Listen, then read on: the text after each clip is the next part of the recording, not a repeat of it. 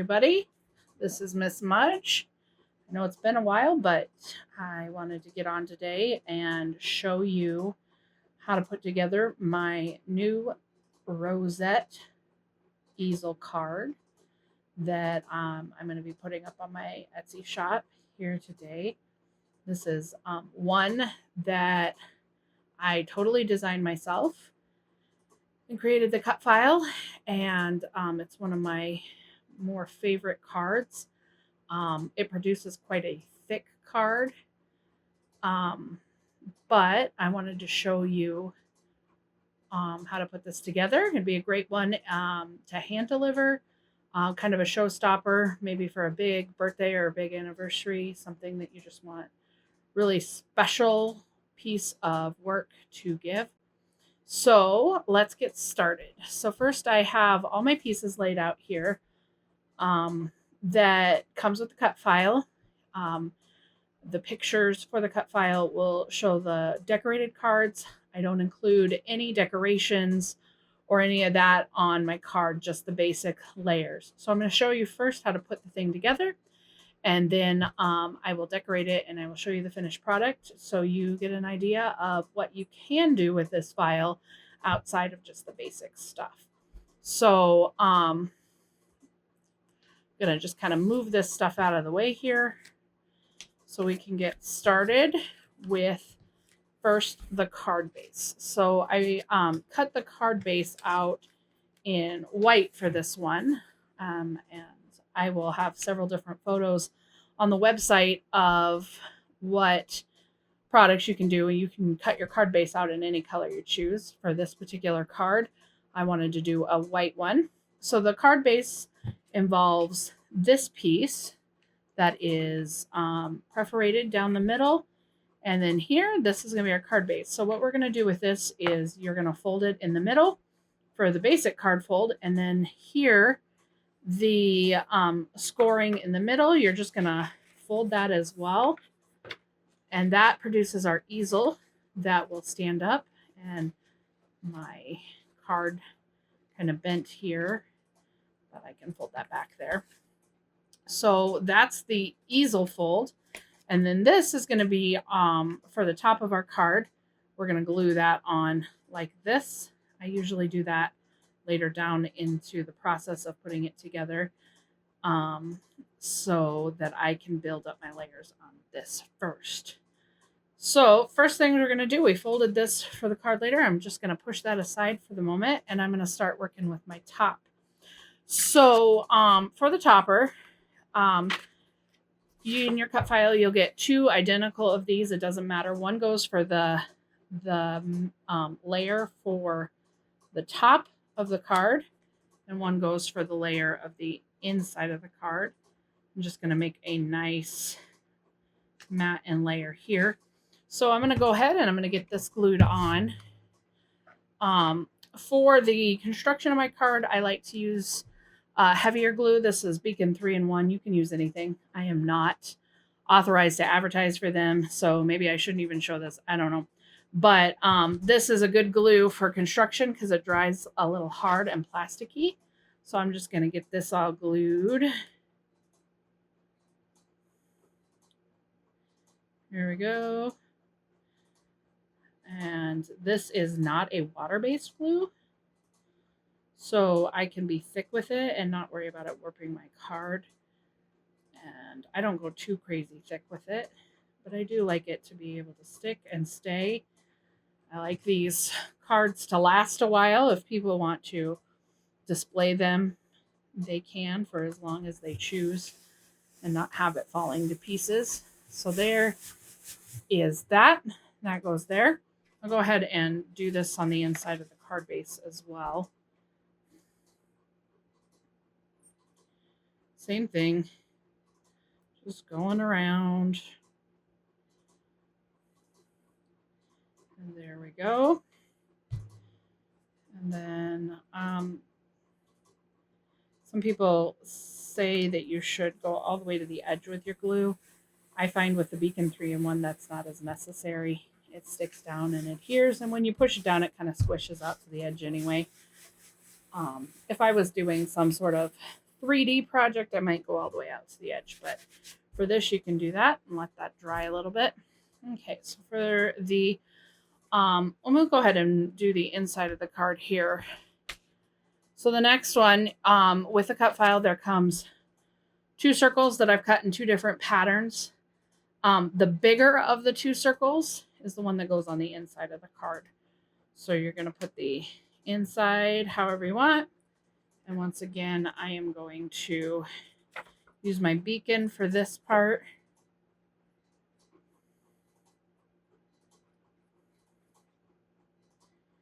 And do that there.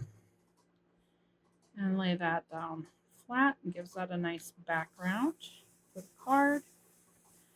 Okay, and then for the inside as well, you have this piece that you cut out in the same color as the rosette. You can choose a different color. I did it in the same color as the rosette. But I'm not going to glue this flat on. And then the idea is you put your sentiment, which I will stamp a sentiment onto this here, like this. But you don't glue this all flat on. You're going to use some foam tape or foam dots to raise that up a little bit. So what I'm going to do, because I want to stamp a sentiment on this, is we're going to put that on in the decoration part. But this part I will go ahead and get on. So for the back of this little piece, I'm going to put some foam tape right here. I buy my foam tape at the dollar store. It's in the hardware section, but it's these little foam strips. They're great. They're $1.25 because that's what the Dollar Tree charges now. But you get this giant roll. So the closest Dollar Tree we have is about 40 miles away. So when I go there, I usually buy them out. So I have a nice stock at home because I use these on literally every project. So there's my foam tape. I'm just going to line this up, make sure it's straight, and get that up. And the reason we put this on the foam dot is so that this can prop up for the easel, has something to kind of lean up against. And then this is the mat that goes under the sentiment layer. And I am going to put this piece on with foam tape as well. Just give a little dimension as well as just another layer to hold up the piece. So it looks like I'm running out, but I promise you I have an entire drawer full of this, so I'm not worried about it. And that's why I buy it at the Dollar Tree, so I can be generous with it. This stuff sticks really well too. It's hardware grade. Well, as hardware grade as Dollar Tree can have. I'll put that there. And then once I get my sentiment stamped onto this, I'll put it right on there like that. But there is the inside of this card. And then when you prop your easel up, you can just prop that behind and it's got a nice little stopper. So there's that. Now on for the kind of pride and glory of this card, and that's the rosette piece. So for the rosette, you get these 2 pieces here. And at the risk of being absolutely transparent, this does take a while to cut. And I use my Cricut. I have 2 old Cricut Air 2s that I use. Actually, I have 2 Air 2s that I use and an original Cricut Explorer with a Bluetooth insert. So I have 3 Cricuts, and it took probably about 40 minutes to cut these. But I cut them on a manual setting that is for heavy paper, so it goes over it like 3 times. As old as my Cricuts are getting, I just feel like it cuts through the paper better. If you have one of the newer Cricuts, you might find that you can not have to use the manual setting, and the paper setting will cut through one time and it'll go a lot quicker. But it took about 40 minutes for this piece to get cut. So because I have 3 Cricuts, I have a tendency to cut this piece all on its own on one Cricut, and then I cut everything else out while I'm waiting for this to cut. Just helps a little streamline with time. But okay, so there are 2 pieces and they almost look identical, but on this one, there is a little tab here. And so what I want to do is I want to glue these 2 pieces together using that tab. And so I put the piece without the tab on this side, and I'm just going to line it up here like this. For this part, I'm going to use some of my art glitter glue that I have in this little dispenser here. And not the Beacon 3 because the Beacon 3 takes a little bit longer to set. And I want to be able to fold this up right away. So I don't want to cover the score line when I put this on here. I want to go just on the other side of the score line and line it up so the hearts match and everything. And if you do it right, which I think I did, you can barely tell that there's a seam there. So now this is all glued together in one big piece. It runs about 21.5 inches long once it's glued together. And then, just like any paper rosette, if you've ever done any, you just start fan folding. So I start with a mountain fold, and then it's valley, mountain, and you just keep folding it back and forth along the score lines. And this file is designed with perforated score lines. And I do this because I just feel they make better folds for this kind of project. I have a few of my files have the solid score lines, which are nice too. But if I want good crisp folds, I will go to the perforated score lines all the time. So you're not going to cut these out with the scoring stylus. You're going to just cut it all out with the blade, and it perforates for you, and it works out great. So we're going to come all the way down here, folding these up like so.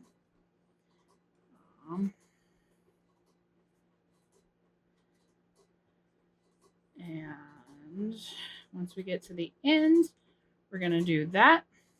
Now this very last piece, once you get to the very end, you're going to tear off one side, but I always have to look and decide which side it is. So the goal is you're going to come around here and you're going to glue these together like this.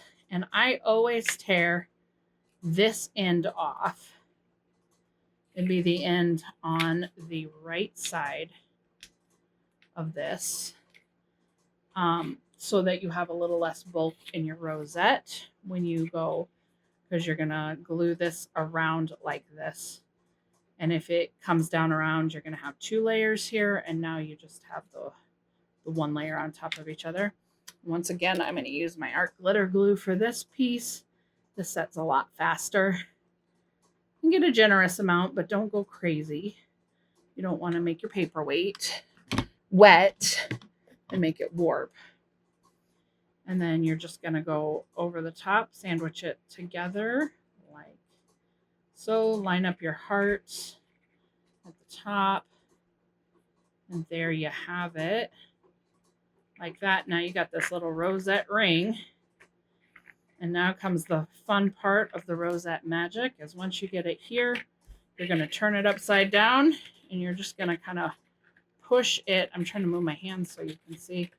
Push it out and down, and it'll come sandwiched down like this. And I just use a couple of fingers to hold everything in place.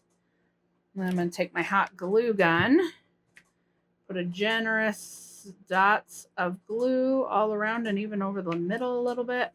And then I use one of these little circles, put it right on top. And then before the glue sets, my glue is really hot, so I have to be careful during this process. I don't know how many times I've glued my fingers. You just line everything up, let it sit. I have little silicone fingertips for this, but I don't like wearing them. So my wimpy hands are just going to be a little warm. So we get that, and there's that side of it. Now to make this a little bit sturdier, I flip it over. And this is double-sided paper, isn't it cute? I flip this over, and I just put some hot glue around this, just like that. And a little bit in the middle. And then I do the same thing. Put this on this side. Not that this side matters. This is going on the back. It's going to be glued on. Nobody's going to see this side, but my OCD wants to match it. So here we go. There's that. Before it completely dries, I flip it over, make sure it still looks good on this side. Sometimes your hot glue can shift when you flip it over and then it gets all wonky. So there you go. There's your rosette. Isn't that pretty? And now we're ready to finish putting this on the top. So here, this is just going to go on this. And so this glitter layer kind of gets completely covered, but you can see it peeking out through the holes in the rosette. So that kind of makes it sweet. And I always glue my rosette on with hot glue just because it's kind of a heavy piece and I don't want it to come off. You could use your beacon or whatever kind of glue you use, but it will have a longer set time, and I like to get this done because it comes together so pretty. So there is that, and there's my rosette topper, and you see the white peeking out just a little bit, and then you see the green peeking through the holes or the glitter layer. And then you got this. And then for the last thing, so that I can put a topper or a stamp or a sentiment or something in the middle, I always like to put one of these. So this piece, this is the smaller of the two circles, has a matte layer and a pattern paper layer. So I'm going to go ahead and I'm going to use this to glue this on, and my beacon is leaking. So I need to look up the physics on how glue works, because my beacon glue, it either bubbles up and comes out even when it's almost empty, or it's a beast to get out of the bottle. And I know there's something I can do to make that not happen so the bubbles don't come out, but I don't take the time to do it. I just deal with it as we go. So there is that on top of the mat. And this paper, it was a white piece of paper with these cute little daisies on it, and I wanted to be a little bit of a definition between the matte layer. So I took some distress ink and went around it just to give it some definition. You don't have to do that. And then I'm going to put this piece on like so. And then go down the middle, and there you have it. There's your rosette card topper. And then you can decorate this however you want, and I will show you how I come up with decorate this here at the end of the video. And then the last step for the actual card pieces, the assembly of what you get in the cut file, we're just going to glue this on to the bottom of the topper. And I don't know what happened. That was weird.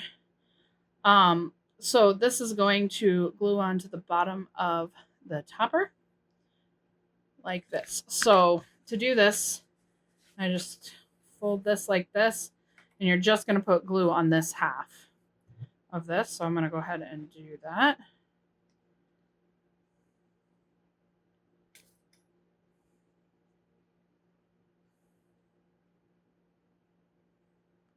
Round and around we go. Get a nice layer of glue. And now I can flatten this out like so. And I got a little bit of glue on my hand. That's okay. I'll just wipe it on the bottom of that. And I line these up. And it's only going to stick to the bottom half of this card, which is great. So I'm pushing more in the middle than down here because I don't want to squish my rosette. And then I'm going to flip it over and just push from this side. Make sure the glue makes contact. And now, so when you envelope the card, it's going to come out like this. You pull it out, and you can squeeze that up and make a little tent out of it. Prop it up behind, and it sits all nice and pretty, like so.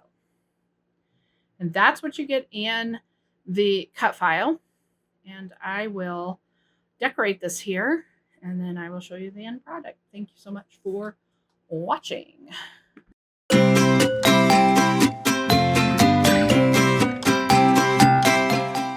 All right, so I finished the decoration. So here's the top of this card. This is an old paper pack by Craft Consortium that I used. I love them because the papers all coordinate, and then you have these cute little toppers. So this is a birthday card for my husband's cousin who turned 31 this year and thought she'd enjoy this. She likes to craft and stuff, so this will be right up her alley. And then when you open it up, the inside, you get this look. So here would be what it would look like if it sits. Got a nice little Bible verse sentiment there in the middle, printed in the purples, and then I used some handmade flowers and some hot flowers. I hot glued them in. So my cousin's mom is coming to visit with us for a couple weeks, and so I'm going to send this with her on the way home. So I'm not going to have to mail it. It ends up being pretty thick. So this isn't, unless you put it in like an envelope or a special mailer, this isn't one you're probably going to want to mail, unless you like to do that sort of thing. But it'll be a nice one to hand too. And then it props up, and it's this beautiful display piece that you can come. On the Etsy website, I will show some other variations of this card that I've done to give you some ideas of how you can do it. But I hope you enjoyed watching me put this together. And if you have any questions, please don't hesitate to comment. As well, if you buy the file and need any help, just reach out, and I'm always glad to help you out along the way. And hope you got some inspiration today from this. Thank you, and have a great day.